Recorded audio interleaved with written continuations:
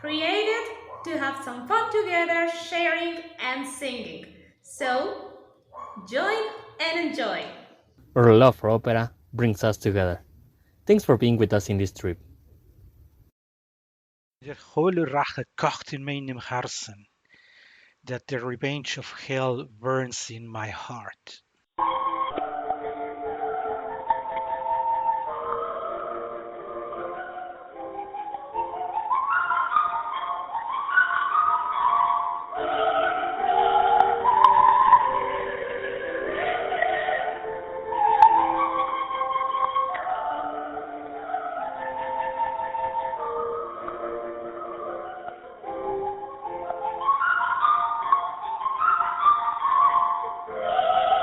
So let's be all sincere, we have all dreamt of being the queen of the night.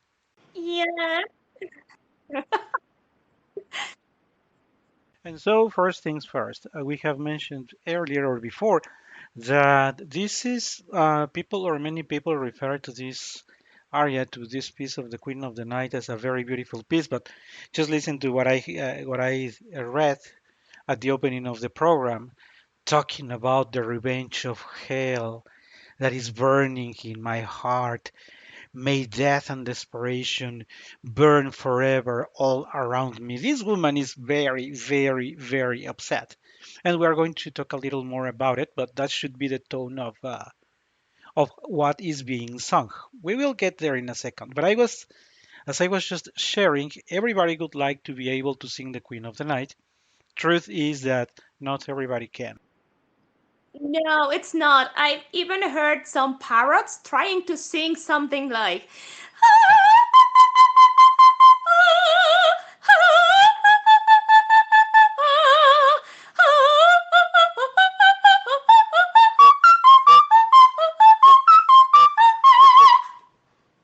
And the thing about the difficulty of singing the Queen of the Night, well, many sopranos think of it, or many people who just who are just people who love opera, not singers, think that the only difficulty are the high notes, that series of sounds that we have heard today, and also people who want to appear as knowledgeable about it talk about, oh yeah, there is an F6 sharp in the score, a super high note and everything, and uh, the ornamentation and etc. Like trying to pretend like they know what they are talking about.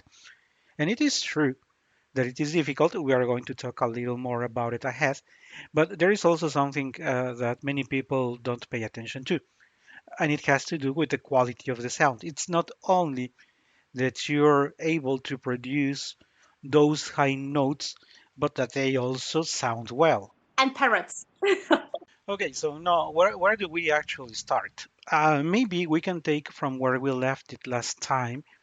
Last time in the previous episode of the spectacular singing, we referred to to the first area, which I want to insist over again that I like a lot more than this one. This one, the Hölle, Rache, is more linear in the sense that it is only one emotion that is being expressed. The Queen of the Night is furious, wants Sarastra to be killed in the hand of her own daughter. That's basically what this is about, which of course is not a nice message as we were just explaining. But the thing is that the only emotion is that is being communicated here is rage and nothing but rage. And even though I know and I want to insist that the first aria that we talked about before in the previous episode has many more emotions and has several changes, which makes it way more interesting. Besides the ornaments that are more complicated in this one, the truth is that even though it is only one emotion being communicated, rage, it is difficult because the sopranos need to put that sort of color or emotion in their voices. Just think that they are, we have explained before, the coloratura voices are usually low in volume, of course, high notes in the agilities, but on the contrary, they are not usually powerful in terms of volume.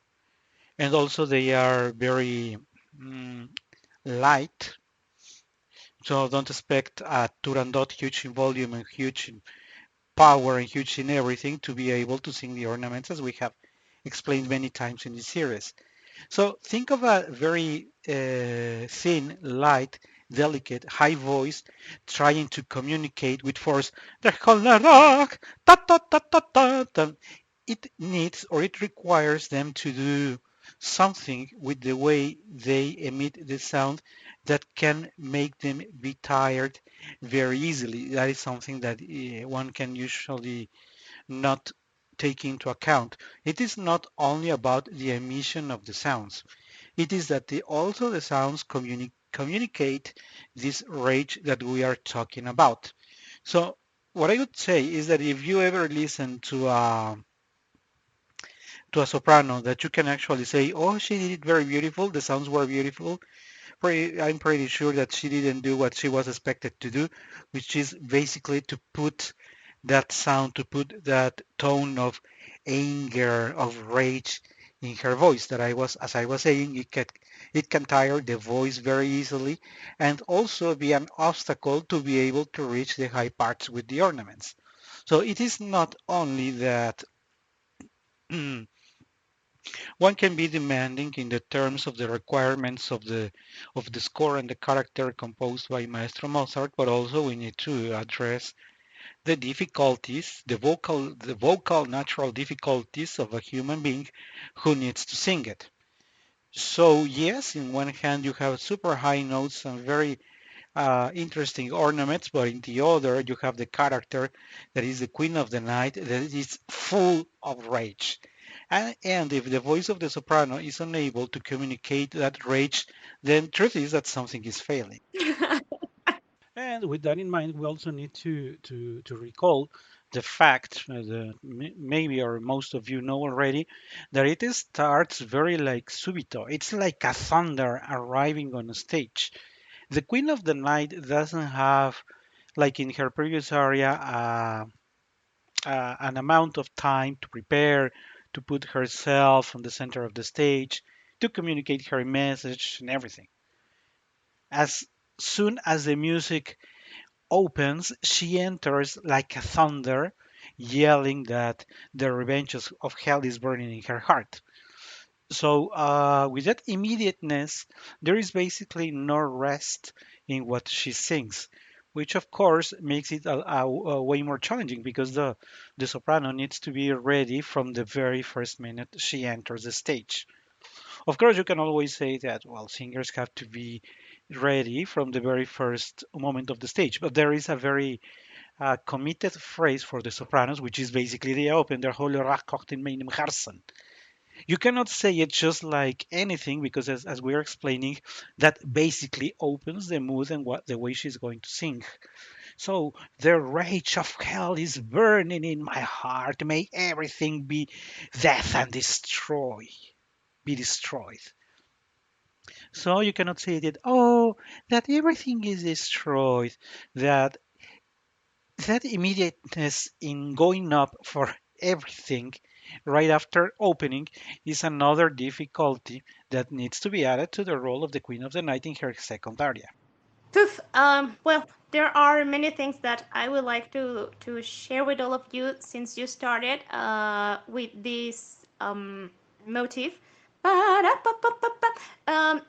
can identify this piece of music just like para-pa-pam, para-pa-pam, and there's no place to confusion. You know which piece of music you're listening when you hear. So I think that Mozart made a great work in all his music, but particularly in this aria. It is a very strong aria also because you don't find here an emotional crescendo as we mentioned in the first aria. For example, in this point you are going ahead with everything. Bram, der helle Rache, not in meinem Herzen.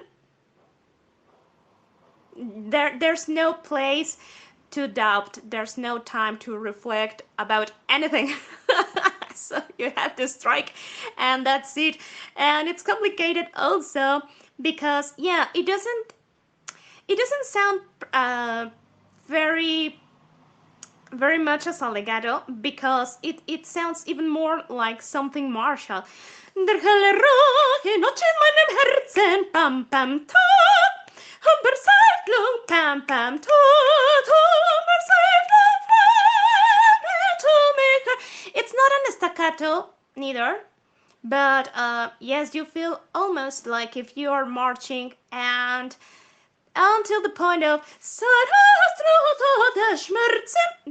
until that point you can feel something floating a little bit more. Here I don't feel that much that energy. It's like a little more circular move uh, by this part. But yes, I think that the most challenging um situation in this area is not the F. You could think it is, but no, I don't think so. Not for me. For me, probably the most difficult thing of this is to sing like a hell's nightingale. you know, because yeah, you if you can sing this kind of music is because you have a light and bright sound of a light and bright voice, but you have to sound like others or something like that. So it's complicated to have that powerful energy when you usually sing like a bird about flowers and about spring. So it's difficult. I'm saying it's difficult. And maybe going back a little for what Katia just mentioned, the basic only change of that. Mm, I don't want to sound disrespectful, but as adding to what Katia just explained in a way, this area of the Queen of the Night is very predictable. Ta ta ta tan ta ta ta ta tan tan tan tan ta tan tan tan tan tan tan tan tan tan tan. Dun, dun, dun, tararara. This part, the Sarastro, the part where she talks the Hulnik Juridik Sarastro Teotis Schmerzen, that part is very interesting because it is the only part where this martial rhythm or this tac tac tac tac tac tac tac that Maestro Mozart composed, it's the only time when it breaks. And it is important not only because keep in mind that Maestro Mozart was a genius and always knew what he wanted to do, but it is important because remember that the counterpart of the Queen of the Night, the opposition of the night, is the light. And Sarastro represents, or if you have already heard the episode, the additional bonus episode, then you notice that we are no longer in full agreement with the white and black picture that is painted around the magic flute. But at least for now, let's keep in mind that the Queen of the Night is the darkness, painted in darkness, and Sarastro is the light. So one could expect from Maestro Mozart that the part where she refers to Sarastro, to her great enemy, would be a little different. And of course, there is no. It is not by a matter of chance. Of course, it was pre-planned. Maestro Mozart had something in mind when he thought of changing that part and only that part for the Sarasra tan tan tan tan and going back to this sort of martial rhythm. And we already know enough about the personality of the Queen of the Night. We also explained in the first area that she basically commands Tamino, hey guy, uh, cordial, gentle if you wish, but she's commanding. She's not begging. She's not, oh, please, Tamino, do this. She's basically telling you, hey, you look like the guy I need. I'm going to need you to do this and this and this and this. Go and fulfill this errand. And she's doing pretty much the same with We're her own daughter, Pamina. She's not asking, "Oh, come on, Pamina, would you please consider? Would you please take into account my request to kill Sarastro? Oh, come on, sweet little baby, could you please go ahead?" No, she's telling you, "Okay, listen, my daughter, you are going to kill this guy, basically because I am telling you to do so." It is not a request, it is the command of a mother. She's not asking really. Yes, she's impressive. She is quite impressive. And that again is also very important because remember, the Queen of the Night is not here to make a request. Is not going to ask Tamino is not here to ask her daughter. Is to command Tamino and to command Pamina. Yes, she's impressive. She is quite impressive. Now we have also explained that previously and the previous two episodes regarding the magic flute, the bonus, and the first aria that there is plenty of justification to the anger of the Queen of the Night. I mean, she's not willing to kill Sarastro just because it is a sunny day. She's not willing to kill Sarastro only because, just because. There is a very clear, well, many people would consider, well, it's way too much that kidnapping the daughter of someone results or justifies that you can actually be killed because of that.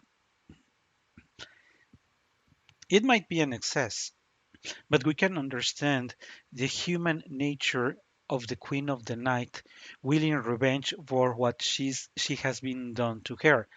Also, the words that Maestro Mozart has put in the mouth of the Queen of the Night are also very strong because everything is destruction. She even says to her daughter Tamina, "If you don't do it, you will be repudiated forever. You will no longer be my daughter. You will be all alone by yourself." So it is basically you're going to do it or you're going to do it.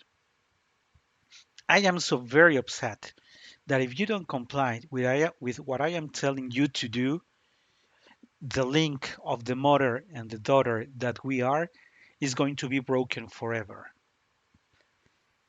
And that, of course, hurts. That, of course, impacts the thoughts of Pamina. I don't feel that anger, that uh, hate, not even in Tosca. And not only it is a time when the soprano really hates a lot, as we have just mentioned. Of course, Tosca really hates Scarpia for what he's been doing, but this time the Queen of the Night. The thing about the Queen of the Night is that she's a human.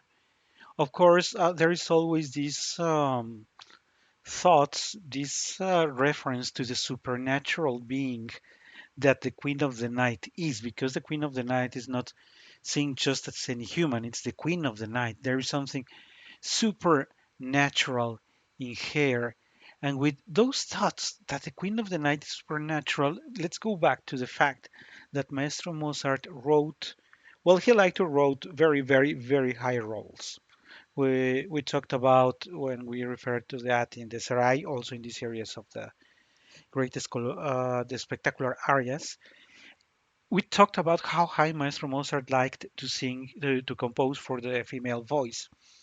But in particular, the sound that he gives to the Queen of the Night, besides being opposed to Sarastro, Sarastro is a bass, a very low voice, and when he goes for the choice of writing for Sarastro, one of the lowest notes ever written, and to the Queen of the Night, one of the highest notes ever written, Maestro Mozart is also communicating something.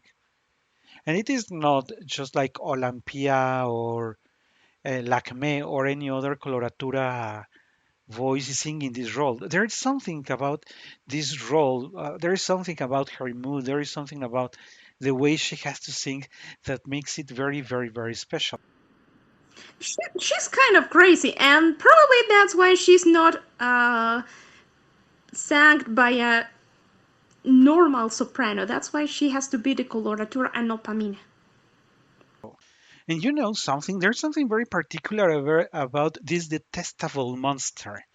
It is a detestable monster that everybody loves. It's not like you hate Scarpia or you hate Barnaba in other operas, but you end up loving the Queen of the Night despite all the very horrible things that she's singing and that she's doing. And that really, really means something. We have explained that. Instead of hating Yeah, the villain, we end up loving him. That's I the love her. magic. That's the magic of Maestro Mozart here. And now, going back to the vocal part, we were already explaining that most of it is very martial, ta ta ta ta tan tan tan tan tan tan tan tan, and there is a change in that mood, in that flow of the music, when she talks about Sarastro.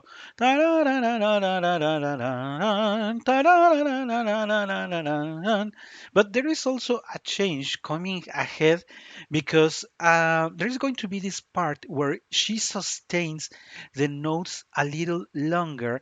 But again, as it is Maestro Mozart, there is always a purpose, there is always an intention in there. It is not that she just wants to keep the notes like she wants to keep the notes. Keep in mind that she's passing the message to her daughter of, listen, girl, you are going to kill this guy or you're going to kill this guy because otherwise you're going to be left alone. And that is also remember that we have had these ornaments that everybody likes. So it is curious that in the whole composition of those sort of martial part, the talking about Sarastro, there is this part ta ta ta ta ta ta ta ta. There is like it has some different intention there, or that she wants to emphasize it in a different way. I feel this part. Oh, sorry, I interrupt. I feel this part like when your mom is spanking you and telling something like, I told you not to play with that bass. And now that we are here in this thing of comparing, of tracing parallels rather than comparing, referring to the first aria of the Queen of the Night, where we could say, well, it looks like the Queen of the Night now is laughing in this part. There is this series of notes, this sort of I was going to say a carousel, but it is much higher than a carousel, so it would be a roller coaster. This roller coaster where come all these series of ascending and descending notes that in a way seem or sound like weird. The relationship to to that martial part and then all this part of the ornaments feels, if not out of place, feels like not fully explainable in the flow of emotion or in the flow of thoughts of the Queen of the Night. Now, we also have to mention that this part, from my perspective, is way more difficult than just those quick short notes.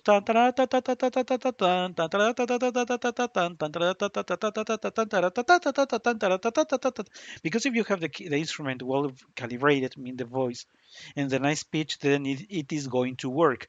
But the next one, that is going to be ascending and descending, it's going to be hard. Um, no, not really. I don't feel it as logical. I feel more natural, pretty closer to the end, but not this part. It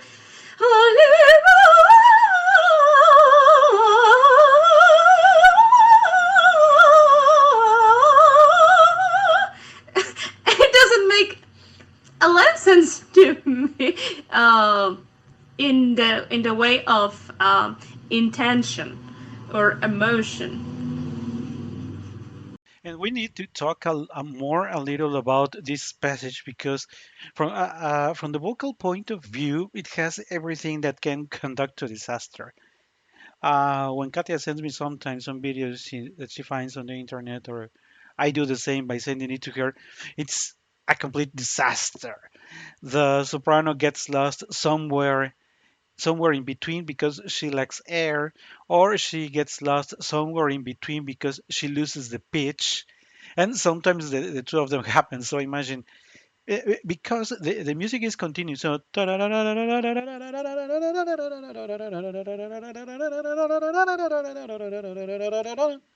you have to do that continuously because if you place a pause in between, first the orchestra will not have enough time to react.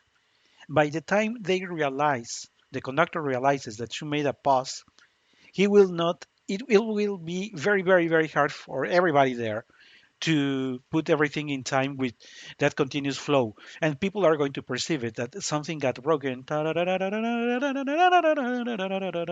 Imagine, and when you try to go back, you're already lost in the note that you were supposed to sing, and you can find examples of those by dozens in the internet.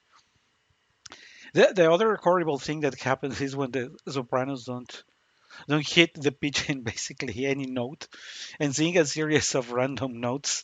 But I understand that no matter how much it makes me laugh, how easily they get lost in this part. Of course, because they haven't been training enough to go for this part. But the other thing is that I also recognize that this is super, super, super difficult. Well, this is a pretty large and complicated phrase if you are not using your air wisely. Also, you have to take care with your um, impostation. It has to be high enough to don't feel that you are singing note by note, because if you, well, like I've said several times in another episodes, of course, that by the moment of study you have to check pitch by pitch. But now that you have that part already secured and stable, you have to feel this part as if you were probably a fountain where the water flows.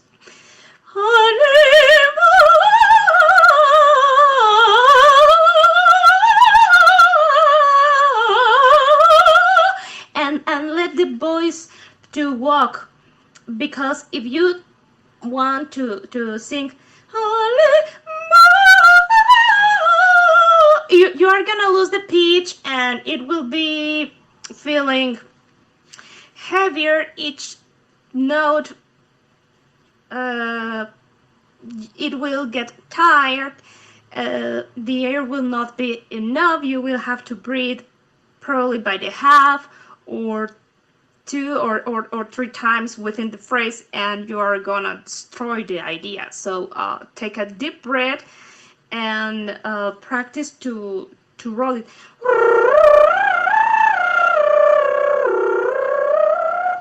Also, when you have these kind of figures like triplets, where are kind of bordados, you have a main note and it just moves one one pitch up.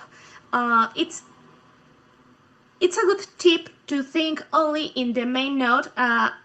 Here we have the score. Well, in G key we have F, F G F, A B A, F G F again, D E D. Probably could work and make it easier if you only have the main notes. F A F D.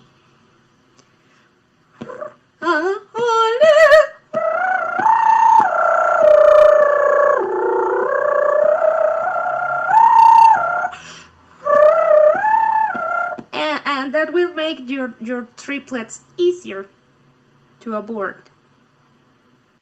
And also the flow of the aria is very, very, very easily affected. Well, we were mentioning about this roller coaster part, where losing losing your breath may put everything in danger.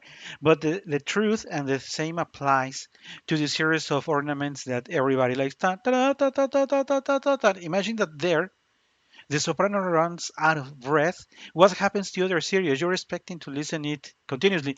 Tan, ta, ta, ta, ta, ta, ta, ta, ta, tan, tan, ta, ta, ta, ta, ta, ta, ta, ta, tan. What happens if ta, ta, ta, ta, ta, ta, ta, ta, ta, tan, ta, ta, ta, ta, again?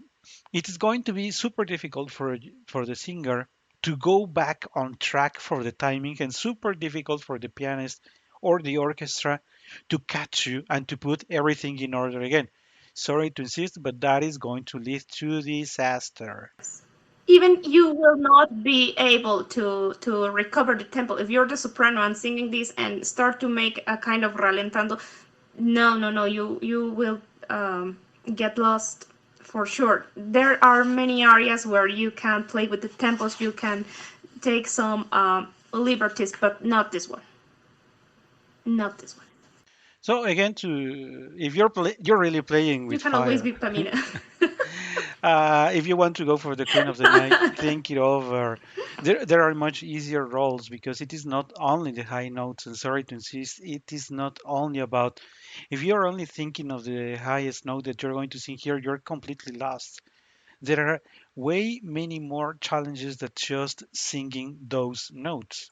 And we are approaching the final part of this episode, but I know that people are going to to do this, to do the same for us if we don't address the spectacular part of the Queen of the Night. They are going to decide for us what the Queen wants for Sarastro. So why don't we talk from the vocal preparation point of view about this challenging? It is challenging because at the end, yes, it is challenging. And remember, as we have mentioned many times, challenge comes in many shapes and types and kinds and colors. This time, and I think Katia does a very good. If you could explain, share with people what you think about how to prepare, how to work on this part. When I sing phrases like this, I try to articulate the notes, the repetitive notes. My voice is supported by the diaphragm all the time, but I try to don't sing like.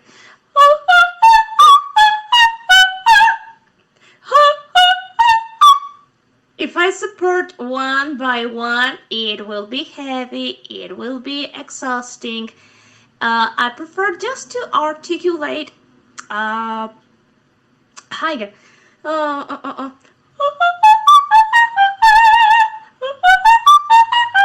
If you pay attention, it's like if I were singing it legato, but I articulate.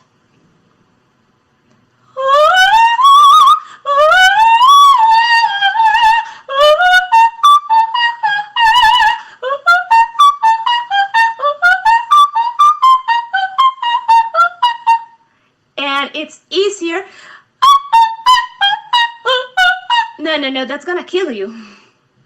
Also, if you're lucky enough to have a singing teacher by your side for part of your career, we also know that it is impossible that you have this uh, vocal coach or singing teacher with you all the time to prepare everything and to the last note of all of your repertoire.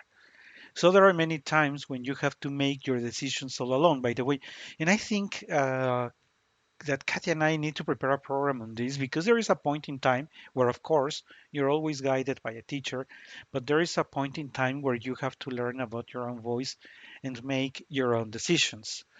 And with that in mind, it is that you need to understand whether you need to follow or not to follow some advice. Of course, what Katia is sharing us is the result of deep thinking, guidance, but of course, many of internal work on understanding how your voice works and how you can make it work so that people can actually enjoy it. So that's my advice. I prefer to sing it like this. I think it works. Not just at the ears, but also singing it. Also, this aria of the Hölle Rache has this thing that sopranos do not like very much.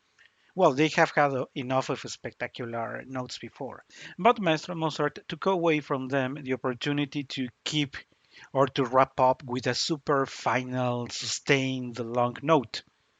It is more, if not discreet, it's still a heavy message because she's going to say her. Rache Götter hör der Mutter schwur.